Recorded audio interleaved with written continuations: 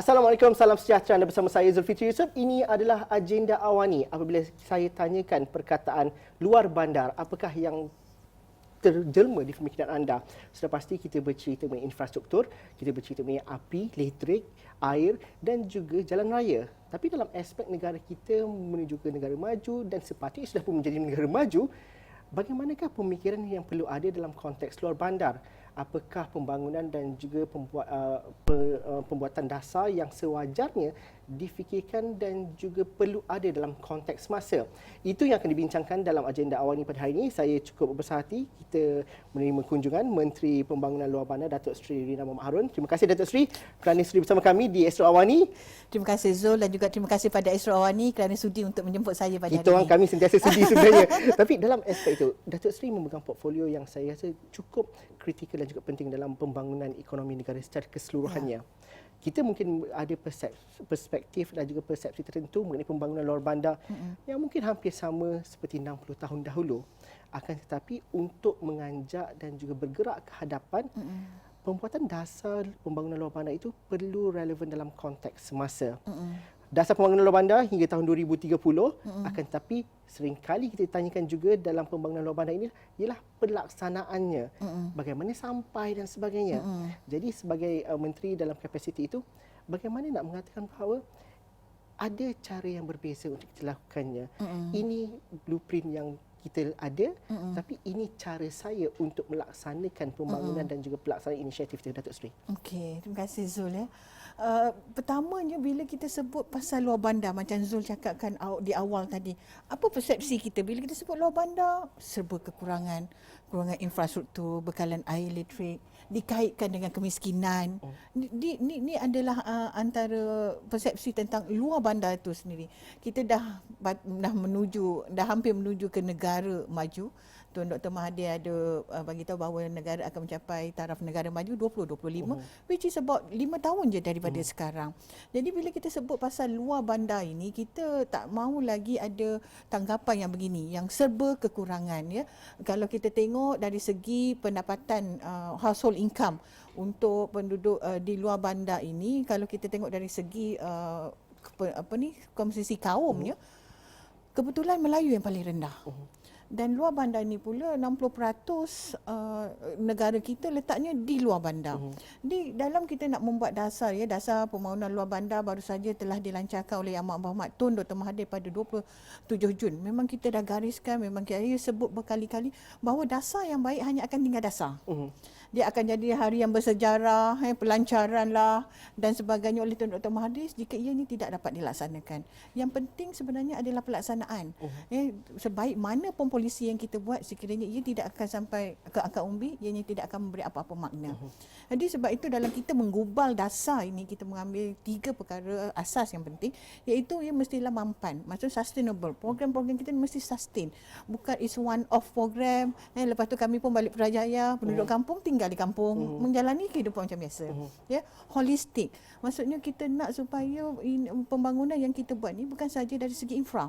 Infra, tugas antara utama kementerian menyediakan infrastruktur, bekalan air, jalan, pungan desa, jalan luar bandar, elektrik, baiki surau dan sebagainya, projek ameniti sosial. Itu kita ada peruntukan, kita boleh buat. Tapi apa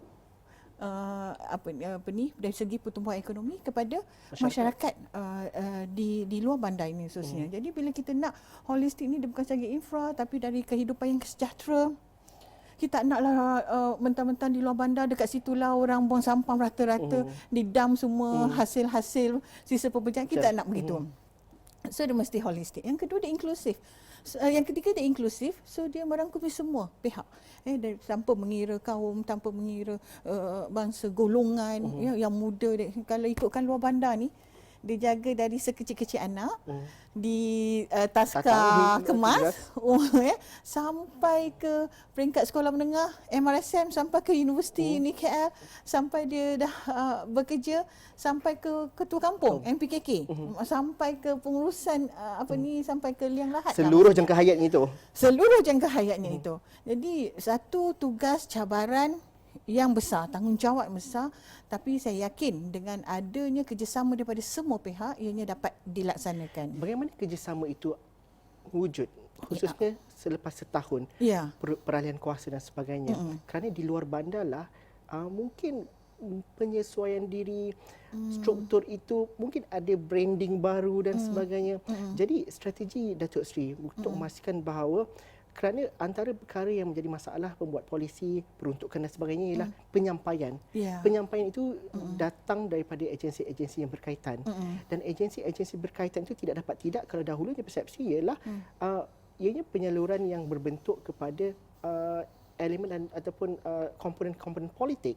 Dalam aspek itu, dalam aspek pada hari ini, bagaimana rakyat secara keseluruhannya merasai dalam tempoh setahun ini ada perubahan dalam penyaluran baik daripada segi maklumat, baik daripada segi penyaluran dasar dan juga bajet. Kalau dapat Datuk Seri ceritakan sikit perubahannya itu. Kerana kalau daripada segi komponen daripada agensi dan sebagainya macam Datuk Seri kata daripada taska sehinggalah ke liang lahat itu kita sudah ada. Tetapi yang berubahnya kita nak lihat ini bagaimana berbezanya penyaluran dan juga penyampaiannya itu. Jika kita memikirkan tentang rakyat, ni rakyat especially luar bandar, kita harus segala dasar dan polisi sistem macam itu sepatutnya seluruh menyeluruh tanpa mengira beberapa kefahaman kelompok dan sebagainya. Jadi dalam setahun ini saya percaya turun padang tu penting. To work, to engage supaya dapat maklumat juga di akad umbi, bukan sahaja maklumat-maklumat yang disediakan oleh pegawai di pejabat. Ya, dan selain daripada itu buat kali pertamanya di bawah Kerajaan Pakatan Harapan bila kita mengadakan mesyuarat bersama esko-esko luar bandar. Kita tak meminggirkan esko-esko yang bukannya datang daripada Negeri Pakatan Harapan. Sebab ni kita nak bincang isu. Jadi kita panggil semua yang buat pertama kalinya diadakan bersama-sama juga dengan daripada esko daripada Pahang, Terengganu, Kelantan, Perlis dan sebagainya. So ini cara pendekatan baru yang kita buat. Begitu juga dengan jadi pengurusan Majlis Komuniti Kampung, MBKK. Kita bagi juga kepada negeri yang bukan diperintah oleh Pakatan Harapan. Kerana kita lihat ketika zaman yang dulu tu bila mereka mewujudkan dua jawatankuasa di peringkat kampung, akhirnya rakyat kat bawah ni berpecah. Dia akan ada jadi konflik begitu. Jadi dah beberapa program yang kita buat pelaksanaan supaya ianya sebenarnya kita nak membantu untuk membangunkan luar bandar ini. Sudah pasti input-input daripada semua pihak ini, engagement yang kita buat ini akan dapat dilaksanakan. Bagaimana nak menangkap imajinasi 2030 tu kampung kita ni macam mana rupanya Datuk Seri? Itulah kan. Kita lihat kita baru saja habis Syawal. Kita biasa bila nak balik ke kampung penuh jam. Penuh. Ke utara, selatan tak mungkin. Waktu-waktu lain bila bercuti. Kenapa? Kerana mereka rasa kadang-kadang waktu inilah nak berjumpa dengan sanak saudara. Waktu ini mereka rasa tenang tinggal di kampung. Kampung yang saya bayangkan untuk tahun 2030 ini adalah dengan kita punya tema ni luar bandar sejahtera. Maksudnya masih mengekalkan juga dengan alam hijau yang ada, tetapi mereka mempunyai kemudahan asas yang canggih dan lengkap. Kita cerita pasal sekarang ini saya bercerita pasal IR 4.0. Apa maksudnya pada orang kampung? Kita bercerita tentang sekarang kita dah ada 5G. Esok lusa mungkin 6G, kemudian ada 8G. So apa benefitnya kepada orang kampung? Jadi ini yang kita nak bawakan bahawa teknologi ini disampaikan sampai ke penduduk luar bandar. Dan dalam masa tahun 2030 tu saya membayangkanlah adalah agaknya seorang pakcik, dia bangun, tidur, dia dah sarapan semua, lepas tu dia boleh tengok daripada skrin laptop dia berapa order yang ada hari ni untuk mungkin pertanian dia ke, peternakan dia ke. So dia dah boleh tahu stok yang ada, order dibuat secara online. So dan hasilnya keluar negara. Keluar negara. Walaupun dia tidur di luar bandar. Saya bayangkan usahawan-usahawannya mungkin dia membuat kek di luar bandar, tapi kek itu dijadikan frozen, dah boleh hantar sampai ke luar negara. Ini yang kita nak, kehidupan yang lebih sejahtera. Maksudnya ada pendapatan, ada peluang pekerjaan, tapi kehidupan yang lebih lestari, kehidupan yang lebih menenangkan, tanpa ada pencemaran alam dan sebagainya. Kelestarian itu ialah takrifan khusus spesifik kampung itu sendiri. Itu kita persetujui. Tapi Datuk Seri, kita tak dapat nafikan bahawa masalah ataupun cabaran utama luar bandar hari ini ialah keperluan asas itu. Ya. Sungguh pun kita mengatakan bahawa ada pipe apa ni, tapi kadang-kadang pipe-nya airnya tak sampai. Ya, betul. Ada tiang elektrik tapi elektriknya tidak sampai. Dan kapasiti untuk contohnya internet dan sebagainya, walaupun kita bercerita ni 5G, tapi kadang-kadang ianya tidak dioptimumkan dengan sebaik mungkin. Jadi itu cabaran yang diletakkan di atas kementerian juga. Bagaimana dalam kita melihat ke hadapan cabaran-cabaran ataupun masalah-masalah beban pada hari ini perlu dipelaksanaan yang sebaik mungkin, khususnya untuk luar bandar Sabah dan Sarawak, malah kawasan Semenanjung juga. Ya, betul. Bila kita sebut Sabah dan Sarawak ni sebenarnya tahun ini je, tahun depan pun bajet yang kita submit ni 50% daripada bajet keseluruhan kementerian letaknya di Sabah dan Sarawak. Sabah Sarawak kerana keadaan demografinya. Tapi walau bagaimanapun mereka ni rakyat Malaysia. Setiap rakyat Malaysia saya percaya perlu mendapat kemudahan-kemudahan asas. Bekalan air, elektrik. Itu belum saya sebut pasal rumah lagi. Saya menerima permohonan untuk rumah PPRT ni begitu banyak sekali. Untuk tahun lepas je hampir 30,000. Sedangkan peruntukan kita hanya untuk berapa ribu saja. Jadi ini yang perlu kita ambil tindakan. Walau apa saja dasar yang kita laksanakan, yang pentingnya tindakan. Maknanya kalau kita nak supaya cabaran-cabaran yang kita tahu pasal kemudahan asas, kementerian mensasarkan kalau di PLB ni sehingga 10 tahun sehingga 2030. Tapi kita sasarkan untuk 2025 bila kita buat plan pembangunan harapan luar bandar. Ini dalam tempoh 5 tahun. By 2025 actually kemudahan-kemudahan asas ini sekurang-kurangnya telah pun dinikmati hampir 95% penduduk di Malaysia. Maknanya ni dari saya cakap pasal kemudahan-kemudahan asas ni basic. Api, air. Jadi Jalan raya. Ya, jalan raya. Tak nak ada lagi tahun 2030 tu jalan raya yang masih bertanah merah. Jadi ini yang kita dah saya rasa sekarang ni dah hampir 90% yang kita lihat bahawa infrastruktur ini perlu disediakan oleh kerajaan. Jadi daripada kerajaan dari segi infrastruktur dan sebagainya, dia ada juga teknologi moden yang sebenarnya dia boleh membantu untuk menjimatkan kos tanpa menjejaskan kualiti kehidupan kampung dan sebagainya. Kehidupan kampung dan sebagainya. So, keperluan asas pun dah berubah dah sekarang. Internet keperluan asas sekarang. Itu sekarang keperluan asas. Kalau tinggal handphone, saya rasa orang tak senang duduk. Datuk Seri, kita minum sikit dulu. Kita jumpa lagi selepas ini. Kita berhenti lihat seketika dahulu.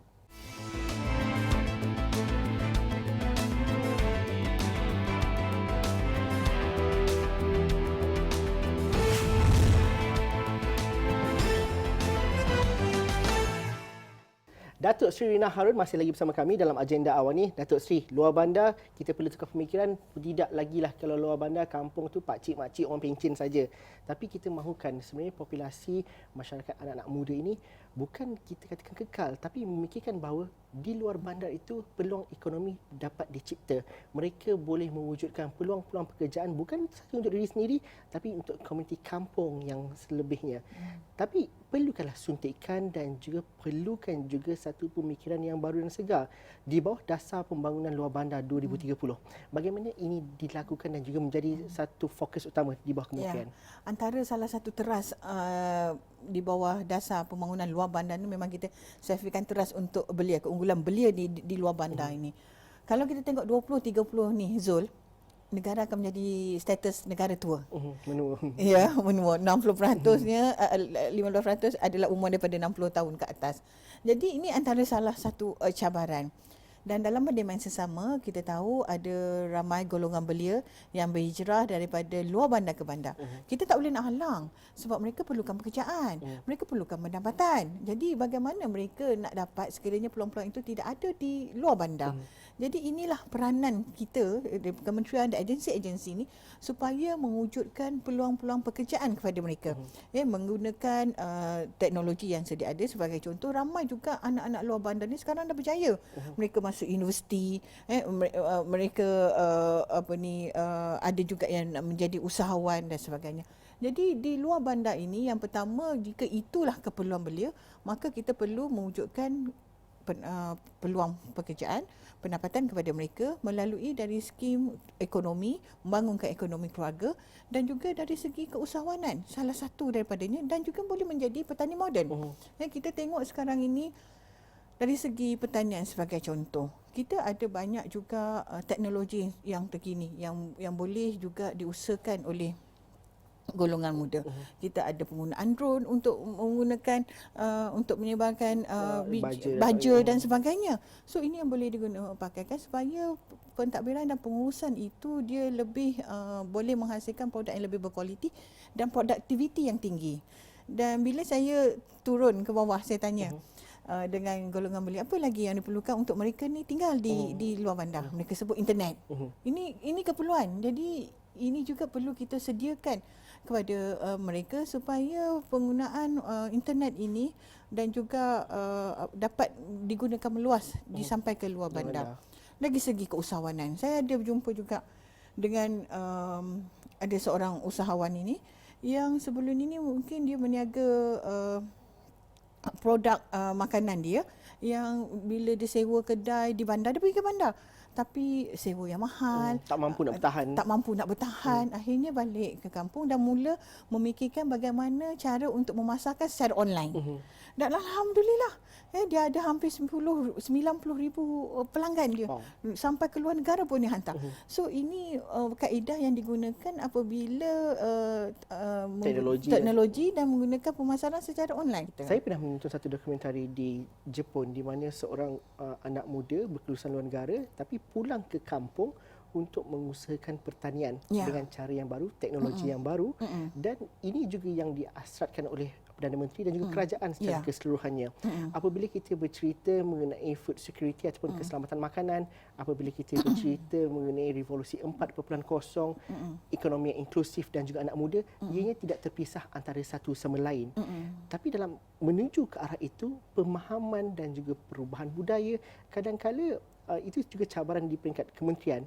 Tapi kepentingan itu dijadikan satu dasar dan juga satu program dan juga satu matlamat. Bagaimana itu diletakkan juga, Datuk Seri? Kerana saya pasti aset paling besar yang ada bagi luar bandar ialah tanahnya itu. Kemahiran itu mungkin boleh dibantu. Tetapi ini juga peluang ekonomi yang patut diguna pakai dengan sebaik mungkin. Kalau kita sebut pasal luar bandar ni, dia ada ramai juga yang mempunyai tanah. Tapi tanahnya tak besar. Mungkin 1 ekar, 2 ekar, 5 ekar dan sebagainya. Inilah yang kita telah laksanakan awal tahun ini, Januari 2019. Bila kita kena baca bagaimana kita nak bantu masyarakat ni. Tapi saya nak supaya pertumbuhan ekonomi ni dipacu sendiri oleh masyarakat kampung. Supaya dia jadi sustain. Kalau kita aja yang buat, nanti dia kurang sustainable ni tu. Jadi kita dia tunggu lagi apa lagi next phase untuk bantuan dan sebagainya. So biar mereka ni yang macam. Jadi sebab itulah salah satu program yang kita ada, Prospek, iaitu program ekonomi bersepadu antara kampung, antara 7 kampung yang kita telah buat kajian. Kita tengok yang ni sesuai untuk jagung, tanaman jagung yang ada high demand untuk jagung. Jadi yang ini kita kelompokkan dan pengurusan melalui koperasi dan juga daripada kita ada di Kedah yang menguruskan untuk membantu untuk orang kampung ini menanam jagung sebab dia dalam tempoh 3 bulan. So cepat hasilnya. Dan kita bersediakan infra. Kita ada sediakan juga dewan terbuka untuk mereka menjalankan aktiviti. Kita tengok mana jalan raya yang perlu ditambah baik dan sebagainya, jalan perhubungan desa yang kita bagi juga infrastrukturnya. Jadi program dilaksanakan awal Januari. Sekarang bulan Julai. Saya pergi hari itu bulan Jun. Dah harvest dah. So dah dapat mendatangkan income sampai RM3,000 kepada peserta. Jadi ini penambahan income kepada mereka yang saya kira perlu disebar luaskan. Tentang anak muda, saya sekali lagi menekankan memang dasar ini akan hanya tinggal dasar. Sebab itu selepas ini engagement akan dibuat. Dasar penggunaan luar bandar ni harus difahami oleh masyarakat kampung, belia dan segala golongan termasuk pelajar universiti. Kita akan wujudkan sahabat KPLB kerana kita ramai orang-orang yang berjaya di bandar yang asalnya daripada luar bandar. Dan kita nak bila mereka pulang ke kampung, mereka ada idea bagaimana mereka nak membangunkan kampung-kampung mereka ini. Kerana mereka ni orang yang berjaya, mereka ni idea-idea dan sebagainya. Jadi inilah engagement juga yang kita kena buat dengan belia tu utamanya. Kerana kita nak di kampung ni bukan hanya tinggal yang yang pasif, warga emas dan warga sebagainya. emas dan sebagainya.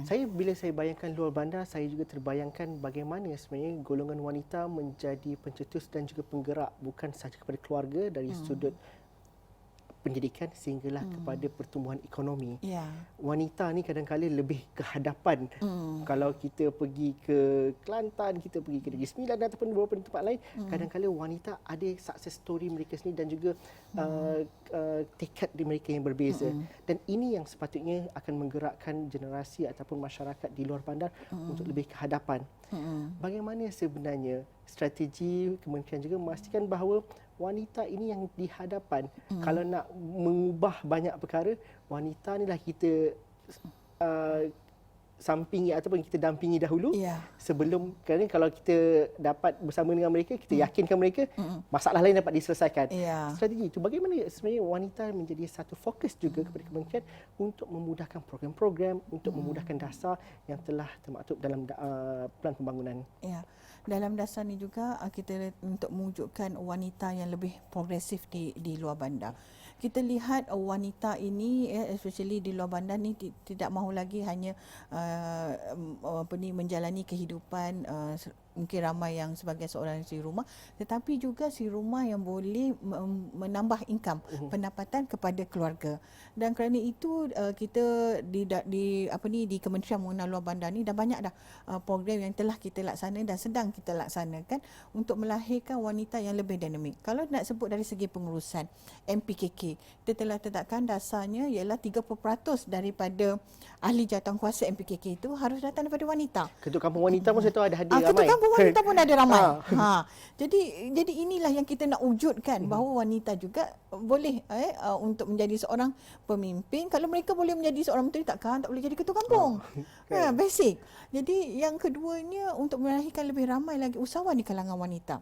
Sebab saya lihat bila kita tengok ramai berniaga wanita, tapi data yang saya ada, wanita cuma mewakili 27% daripada jumlah usahawan yang mendaftar di kementerian. Mana silapnya tu? Mana silapnya tu? Saya turun lagi ke bawah, tanya, apa ni? Bila kita dapati yang pertama, wanita ni dia bersikap cekap, penyayang, dia lebih melindungi keluarga dan sebagainya. So the idea ni kadang-kadang kita nak kena change the mindset juga. Yang pertama saya tanya, kenapa dia tak daftar SSM? Kenapa tak daftar SSM? Nanti tak dapat bantuan sara hidup. BRIM yang dulu tu, jadi prefer tak daftar SSM. Yang kedua, dia tak buka account bank. Kenapa tak buka account bank? Nanti LHDN datang cek. Ada ketakutan biasa yang... Ini ketakutan biasa. Sedangkan kita nak lahirkan mereka ni menjadi usahawan yang jauh lebih berjaya. Saya rata-rata mereka ni daripada Melayu yang juga beragama Islam. Saya selalu sebut, saya kata, kita ni bila kita berniaga, katalah BRIM ataupun bantuan sara hidup sekarang ni 1,200 berapa 1,000 setahun kan, is average about RM100 je sebulan. Adakah kita nak jadi usahawan untuk kita sasarkan RM100 ni je pendapatan kita? Kerana pendapatan mereka juga lebih daripada usahawan. Lebih. Dia kata niat awal tu, saya kata dah tak betul. Niat awal tu kita patut menjadi untuk menjadi usahawan yang berjaya. Kita ada macam saya dan Tina, Siti Khadijah dulu menjadi usahawan berjaya. Jadi ini yang perlu, supaya yang itu kalau hak orang lain, biarkan dia menjadi hak orang lain. Jadi yang kita ni menjadi usahawan. Macam kita nak besarkan perniagaan. Dokumen asas yang biasa diminta SSM, account bank dan sebagainya. Jadi yang ini yang kita nak kena mindanya juga supaya kita daripada awal kita nak peniaga usahawan luar bandar ni from rural to global. Cerita mengenai seorang menteri yang kapasitinya untuk luar bandar, turun padang adalah satu kemestian. Jadi Datuk Seri, untuk janji Datuk Seri untuk tahun-tahun mendatang, minggu-minggu mendatang, berapa banyak lagi mungkin turun padang dan juga bagaimana ini membantu pencerahan sebagai seorang menteri, polisi dasar itu dapat dijalankan dan juga bila pergi meeting kabinet nanti juga boleh dikongsikan bersama kementerian-kementerian lain kerana itu saling terhubung jalin. Dalam 1 minit kalau Datuk Seri dapat. Dia luar bandar ni kita akan mendapat maklumat, ialah kita betul kita ada laporan-laporan yang disediakan, tapi kita melihat sendiri keadaan yang sebenar yang berlaku di bawah.